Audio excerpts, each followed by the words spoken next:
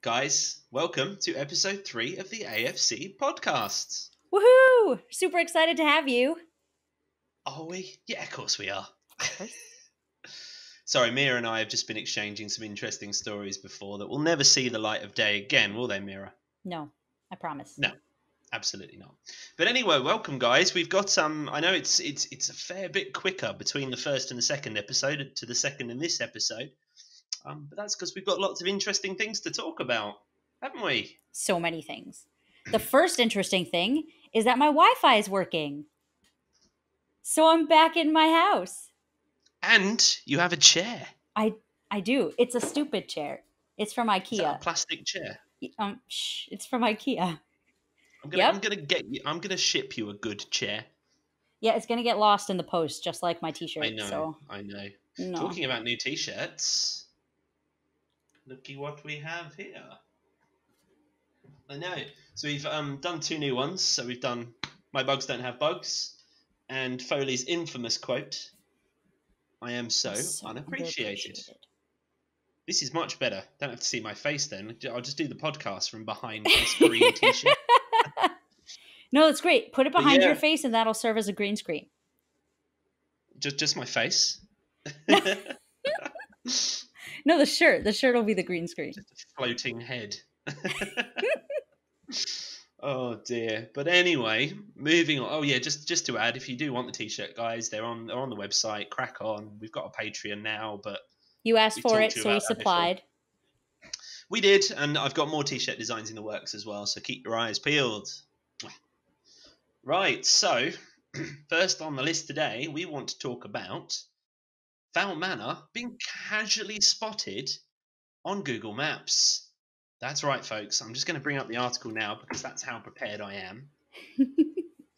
So yeah, one diligent Reddit user by the name of Aronian Kenrod on Reddit spotted Fowl Manor on Google Maps down at Longcross Studios. Mind blown. It's massive. I want to be one of those people that's just like on Google Maps all the time. That's how you find the cool stuff. Yeah. I mean, I don't have time, but I feel like that's when you find the really fun stuff. Absolutely, yeah. I wish I had found it, to be honest with you, but I didn't know it was actually, they'd actually gone and built it. And this is proof. I mean, we've got one hell of a big manor built in the middle of a film studio. I know. We've obviously seen shots of it in the trailer, and you know that they've done a bit of CGI work around where the actual manor is, but the manor itself looks to be legit. Yeah. It's crazy to me that they built it. I assumed that they just went, location scouting and then found a place and they were like, oh, okay, we'll like build this addition. This is kind of CGI, whatever. But they actually built it, which is so cool. I know. And it does lean into the theory that they really do want to turn this into a big franchise. Yeah. It kind of supports all of my hopes and dreams. Hopefully so. We'll see. We'll see. We've got some really big news for you. The Fowl Twins release date for the spin-off book series about Artemis's young twin brothers, Miles and Beckett. So the release date was moved up, actually, from February 2020 to November 2019. Which it's about 260 days away, if you're counting. I'm not counting. Because you're definitely not. I'm not counting. No, of course not. No, I'm probably going to count. Yeah. We have got we have got a summary for Fowl Twins. If you haven't checked it out yet, the summary for Fowl Twins is simply Artemis Fowl's younger twin brothers, Miles and Beckett, after being left alone for just one night, must save a troll from a nefarious nobleman and an interrogating nun, each of whom need the magical creature for their own gain. I've read the prologue in chapter 1. It's going to be good. I'm working on being able to get the prologue in chapter 1 online. We should have that by the next podcast, so keep an eye out. Stay tuned. Yeah, patrons will most likely get the prologue in chapter 1 a day or 2 early, depending on what I can sort out. So keep your eyes peeled. And possibly some other super exciting extra stuff. I'm not saying what it is. I'm not saying what it is. Anything about that yet? I'm just saying there's really exciting stuff happening. There is really So exciting. I thought you were about to blow it. Then I wasn't thought gonna. you were about to. I puckered No. up tighter than a snare drum when you started. So yeah, we won't go into that anymore. Let's move on to the next bit of news. Okay. So we've got, as well as, so as you guys know, we recently got the new covers for the Artemis Fowl series. You haven't seen them yet, which I'd be surprised if you haven't. Because they're beautiful. They are beautiful. I mean, if you haven't checked them out yet, just look. Oh, I'm just knocking microphones around. Yeah, me too. Sorry. There's 1 and 2. And the most satisfying thing, Meira, Yeah. is that on all the spines, everything lines up. Oh, wait! Show me. Do it. Hold on. Let me put the whole lot together so you can really see. They all line up. So if you're a bit of a collector, and you put them on your bookshelf, they all line up. Ooh, Oh, that one's a bit slanty. They're upside down. Oh, sweet, satisfying bliss. I know, right? I know. But let me go back to. I better show off all the covers while I'm here. We can't do a video podcast and not show off all the covers. And you'll make sure these, because obviously when we record, we see things in flip reverse, so you'll obviously be able to work that out in post-production.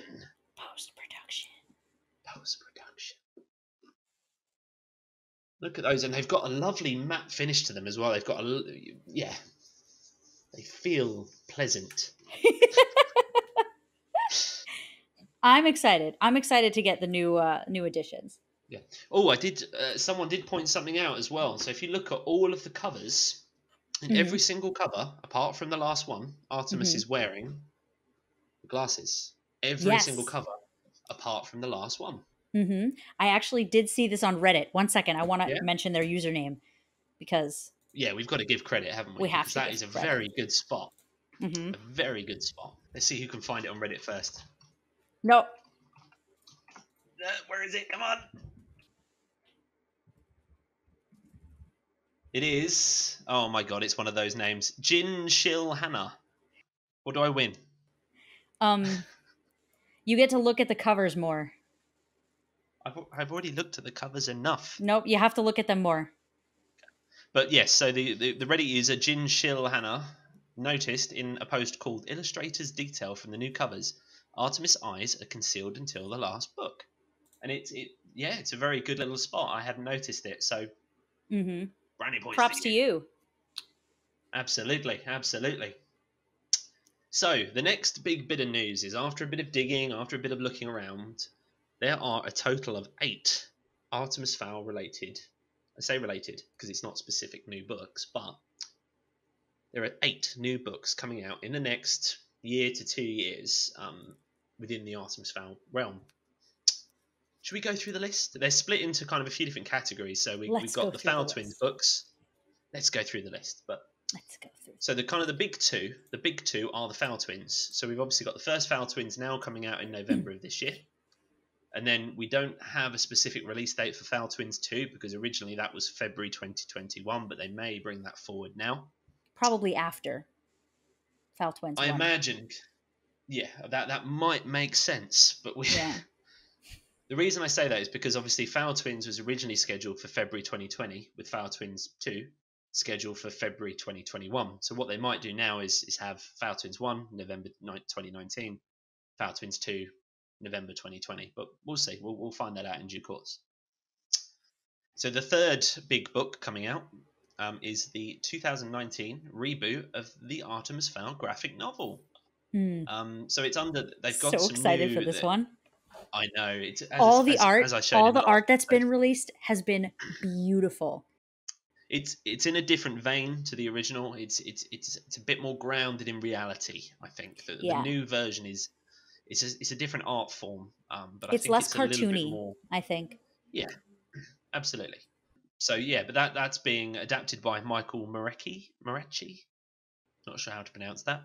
And illustrated by Stephen Gilpin. So you'll be able to get that, I think, June 2019. So only a few months to wait on that one. It's exciting.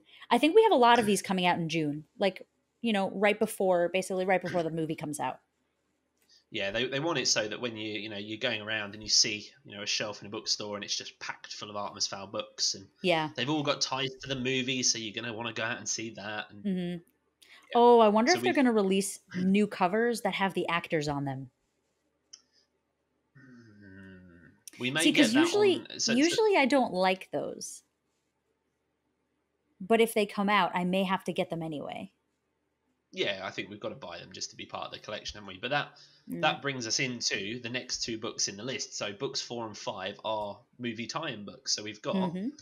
Art and Making of Artemis Fowl and Artemis Fowl, the official movie special. Yes, So a couple of interesting ones there. those are going to be great. I'm a big sucker for like behind the scenes movie books and everything like that. Like, and especially Absolutely. books, the art behind, XYZ, whatever it is. I can stare at those for hours. They're the best coffee table books. And then the last three books look to be sort of companion universe tie-in books. So the three remaining books, and I think two of them are due in June, and then there's another one coming out in February next year, but that may now be brought forward to come out with the Fowl twins. But you've got Artemis Fowl's Guide to the World of Fairies and How to Be LEP Recon, your guide to the gear, gadgets, and goings-on of the world's most elite fairy police force. Hmm. Couple of interesting ones, and those are the two that are due out currently in June, according to Amazon. That And then there's title is also one interesting, more. though. Which one? The one about how to be LEP Recon. Because I was actually looking closely at it, and the title is How to Be a LEP Recon, which makes me Oh think that yeah, I they're going missed to be that bit. pronouncing it like Leprechaun in the movie. Oh, I like that. I hope they do. Really? Oh, so not. Yeah, I quite like it. But that's the whole point of that word, isn't it? It's Yeah, it's done as a play on leprechaun, which ties quite heavily into Irish folklore. So I think I guess so. if they do it, I think it makes sense that they would do it that way. I think, but we'll see. We'll see. I just always read it in my head as LEP Recon. So, Yeah, I did too. Yeah, I did too. hmm But we'll see. They may change. For the movie, it may be Leprechaun. we'll see. It's not Are going you a to make or leprechaun? break it for me. So it's just a small detail. And then, as I said, you've got coming out what looks like at the same sort of time as the Fowl twins. We've got one called Artemis Fowl, Because I'm Smarter Than You. That's why. Pretty adequate title, I'd say. And the synopsis for that one is Artemis Fowl excels at many things, but diplomacy is not one of them. As Artemis tries and fails to work with, around, and against the lower elements police, he finds that the world of fairies is going to require intelligence, finesse, and, perish the thought, maybe even compromise. So that could be an interesting one. It sounds like they just rewrote the blurb on the back of the first Artemis Fowl book. And then hopefully we're just going to get like a companion book that's basically Artemis just reeling off insults and things like that, because I would read the hell out of that. Absolutely, yes. There has to be a few different editions of that one. There has to be Artemis Fowl, and then like a Root edition, and then a Holly edition. I just want spin-off books. Yeah. I think we're gonna have to badger and petition Erin Colford to just give us spin-off books. I'd love to see more of just a book detailing the Mulch and Short detective agency and Yeah. all that kind of stuff. I'd love to have and books about Butler's past, and yeah, I'd love all that kind of stuff. So we came across a very interesting article. It was actually on Forbes.com. And this article is called Disney's Most Important Movie of 2019 Isn't Avengers or Star Wars. And turns out that Disney's most important movie of 2019 is Artemis Fowl. So yeah, really exciting, pretty cool, and also super validating for all of us. But Absolutely. we're looking into this article. The author brought up some really, really interesting points about kind of all of the stuff that's riding on Artemis and why Disney needs it to succeed so badly and why really it's so important to Disney. So I'm going to put up on the screen some of these excerpts from the article.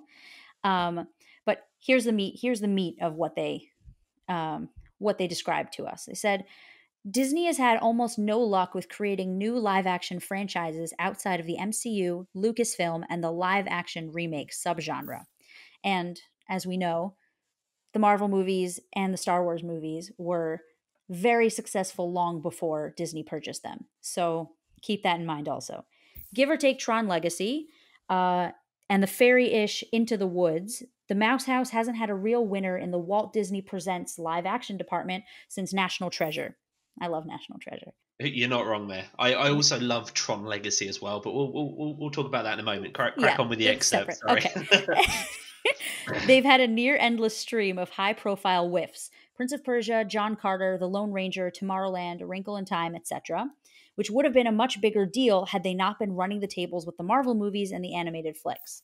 And then a little bit further down in the article says, if Artemis Fowl stumbles or tanks, it may be the last time that Disney offers an even remotely small or mid-budget movie in theaters as opposed to their Disney Plus streaming service, which is coming, I think, in 2020. And this is a really big deal because all of the last times, for the most part, aside from National Treasure and Tron Legacy, the ones we like, they've all flopped. All of Disney's live action movies have flopped, and they've tried so many times to start some kind of live action franchise, a big property, kind of like the Disney Harry Potter. Again, we keep talking about this and we keep bringing it up, but it's true. Disney has tried to start their franchises and they have never worked. I mean, it's sad because there's a lot of, they're not necessarily bad movies, but I don't think they kind of lived up to what Disney expected them to be. Which is the start of a big live action franchise.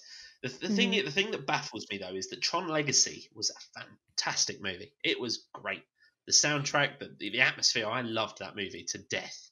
Plus, I also have a massive crush for Olivia Wilde. So the problem I think comes in is that Disney are known for animated, they're known for CGI animated, all that kind of stuff. They're known for safe movies. Yeah. I think that's really where it comes in. Like Disney really plays it safe. Their movies are generally, they try to cater to all ages, make it family friendly, make it for kids. And that cuts off a lot of potential. I think that specifically with A Wrinkle in Time, actually, because that was really recent. I didn't see Wrinkle in Time, but I remember reading A Wrinkle in Time, and it's a really intense book. It's not really a children's book. It's a children's book in the same way The Giver is a children's book. Like, you read it because the main character is a kid, but then you read it as an adult and you realize that there is a whole lot of stuff that just went right over your head as a kid. And turning that into a movie for children kind of like ruins it. The same thing that happened with Ender's Game, I'm going to say, which is, okay, the main character is 6, but it is in no way a children's book. It's a book about child soldiers. Yeah, I mean, it's. I think your sort of comment about Disney playing it safe is very true, and I think if Disney do come out of their shell a little bit for Artemis Fowl, and it does address the slightly sharper things that we kind of experience in Artemis Fowl, because Artemis Fowl has got a lot of sort of sub-layers to it. There's a lot of very much so sort of issues with Artemis's character. He's narcissistic, sociopathic. And it just depends, I suppose, on if how Disney addressed that, and if they address that, or if it's kind of sort of washed over or wiped over a little bit. And that's my only worry, is that they lose some of the edge that the books kind of had. From what I've seen, I mean, we haven't got enough to go on at the moment. We just don't. I don't think there's enough in there to really be able to tell what we're going to get in the cinema. I'm hopeful. I think we'll probably get something that resembles the original story and captures the kind of feeling of the original books, but it just kind of depends on, do they keep the edge? Is the edge there, or are they kind of toning it down a little bit to kind of pitch it to a new audience, for example? But well, I think it's definitely true. We know that they're trying to pitch it to a new audience. I mean, if they weren't trying to pitch it to a new audience, the movie would have come out 15 years ago. That, I think it's very obvious now that, like, they're pitching to the younger generation. Yeah. I remember reading or watching an interview with Owen a little while ago where he talked about obviously when the book, because I think he'd sold the film rights before the book was even fully published. Really? I think the film rights had been purchased before the book had even been sort of properly sort of worldwide published. And I do wonder why they sat on it for so long. But I suppose you look at the kind of the early 2000s movies and the adaptations of books and comic books and stuff, you know, the time period that brought you the likes of the original Daredevil with Ben Affleck. Ooh, ooh. And I'm glad they've waited now, because I think CGI has caught up, and I think we might get something that could. You can imagine if Artemis Fowl came out in the early 2000s, it probably would have been quite silly and Regrettable. and really regrettable. Yeah, let's just go with the word regrettable. I don't think we'd have enjoyed what we would have got back then. No. What does give me hope now is that we might get something that's got a bit of edge to it. You know, something that's a little dark, you know, keeping up with the current kind of trend of darkish movies, and movies that have a slightly darker undertone to them. Yeah, and I think Disney can pull that off. I think they'll be sitting on a good franchise. Absolutely. It's really key. We'll see. I like to think also that casting Judi Dench, I think, might have been a really good step in the right direction towards keeping a movie that's still kind of got that edge, because something that they did recognize, it's taken me a long time to really, like, I guess, come to terms with this decision of, like, you know, and being okay with it, and beyond being okay with it, being excited for it. But seeing the reasoning behind why Branagh cast Judi Dench as Root was that when Owen wrote Artemis Fowl, gender equality and discrimination, all this stuff, like being the first female to do something, it was a really current issue. I suppose as well, the other thing to remember is that if they did kind of roll with that original kind of plot about Holly being the first sort of member, people will look at it and kind of go, well, considering the world we live in now, you know, why would the fairies be behind the humans in regards to their attitudes towards females? And I like to think it's kind of representative of how the world is now. And I remember in that Oh My Disney article, kind of Kenneth Branagh said that Holly's short and will still have challenges and issues to overcome. Right. And I don't think we can really judge it until we know what those issues are, and we can see it, you know, see what's actually going on with it. But I'm excited. Do you know what? The more I think about it now, the more I just want to see the damn movie. I just want to know. I think we've been waiting so long now. I think no matter what comes out of the cinema, I think I'm going to enjoy it. That's the problem. Yeah. I don't think I'm going to be able to look at it negatively, because we've been waiting so long. And I see a lot of comments from people saying, oh, they're going to ruin the book and they should have left it alone and this, that, and the other. But how can you ruin the book? I don't know. The book exists. The book is there. The book. A movie is not going to ruin what already is. Yeah. No matter what happens with the movie, we still have the books. Nothing's going to ruin anything. The only good thing, you know, even if the movie does turn out bad, and I don't think it will, but I think the worst case scenario, we get a massive new generation of readers coming to Artemis Fowl. Yeah. What could be wrong with that? I know, but time will tell. I think, I think the movie will come out well. How well it goes in the box office and whether or not it turns into a new big franchise is another story. But I've been waiting so long now, I just don't care. I just want to see the damn thing. It's going to take a few watches for me to look at it totally subjectively. That's or objectively, I mean. Yeah. It's going to be very subjective for a very long time. Disney can bank on at least $50 to $100 worth of movie tickets from me alone. So don't worry, it'll have that. Yep. Yeah. Same. Yeah. So sorry. Also, I keep getting WhatsApp notifications on my phone. So when you're editing this, Meira, sorry if you keep getting boom. No, you're fine. But just to make the viewers aware that my phone isn't having a fit. I'm just getting lots of WhatsApp notifications because I have a and they might have thought about that in the last. Unfortunately, you have a real job outside of AFC, Matt. Believe it or not, yeah. I know, right? I actually, do. I do get out of this chair every now and then to drive to another chair. Well, that's life now. It's just sitting chair. and then a moving sit to a stationary sit. That's gonna absolutely. That's my life now. I've got a wheelie chair, obviously. Unlike you. Yeah, my chair's better than yours. I have a sucky chair. This is a new segment that we're starting. It's going to be called Setting Things Straight. We noticed that there's been a lot of misinformation floating around about the movie. So we decided to do this segment where I ask Matt very straightforward questions, and Matt will answer them. Sounds good. Fire them away. So, Matt. Yes, Meira? How many books is this movie going to encompass? Is it going to be the first 2 books? No. Will the movie be only 1 book? Will it be the first book? Yes. Matt, will Judi Dench be playing a male Root? No.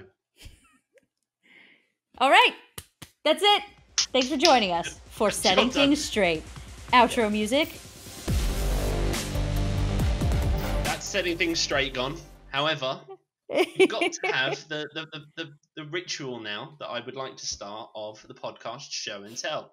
Yes. Where I show you some weird old knickknacks that I've collected in my many years of basically being an Owen Colfer stalker.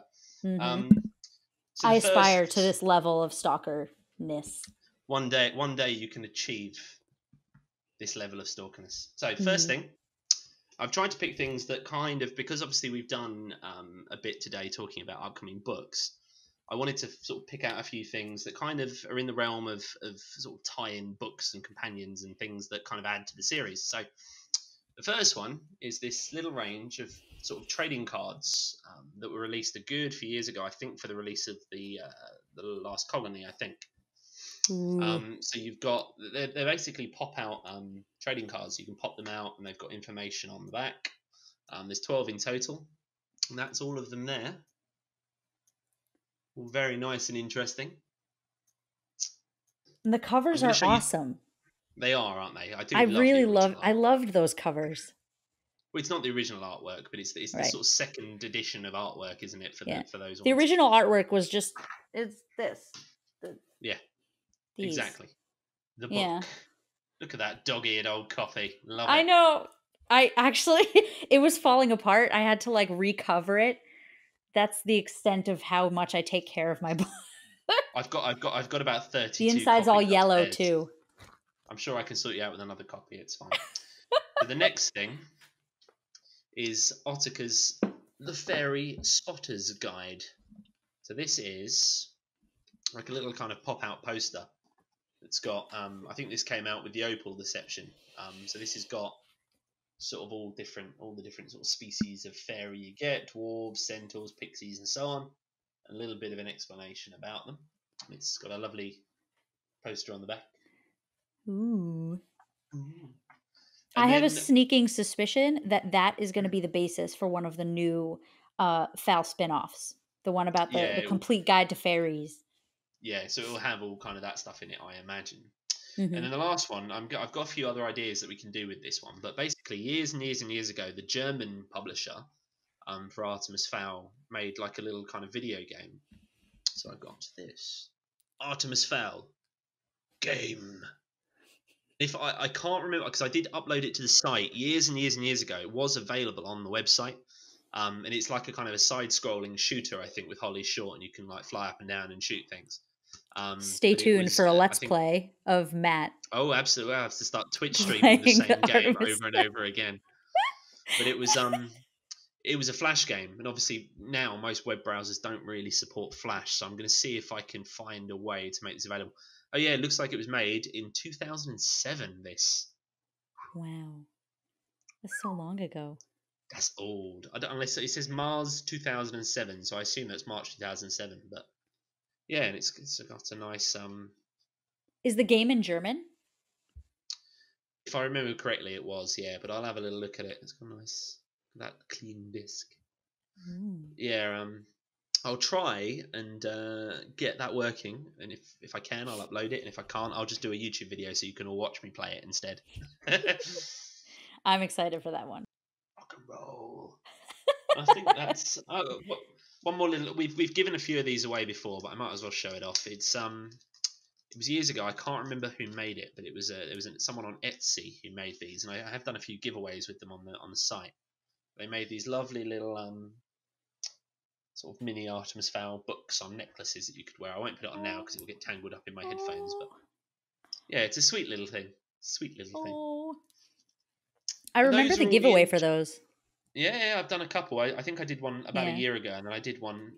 I did one about 2 years ago, and then I did one kind of middle of last year. But I've got tons more stuff, and I will show it off as we go along the episodes. Like we could do. I think we'd be here for a few hours if I showed off and explained everything I've got knocking around in boxes upstairs. But yeah, I think that'll do for this week. I don't think there's anything else really we can talk about. We've talked about the Fowl twins and the release date and all the upcoming new books, and Fowl Manor being quite literally spotted from a satellite in space. So cool. All very exciting stuff. So thank you as always, guys, for tuning in, for supporting us. Don't forget to check out the t-shirts and the Patreon and all that kind of stuff if you want to help us kind of keep this going and pushing it forward and becoming the bestest fandom in the universe. The bestest. The bestest. We'll see you guys in episode 4. Adios.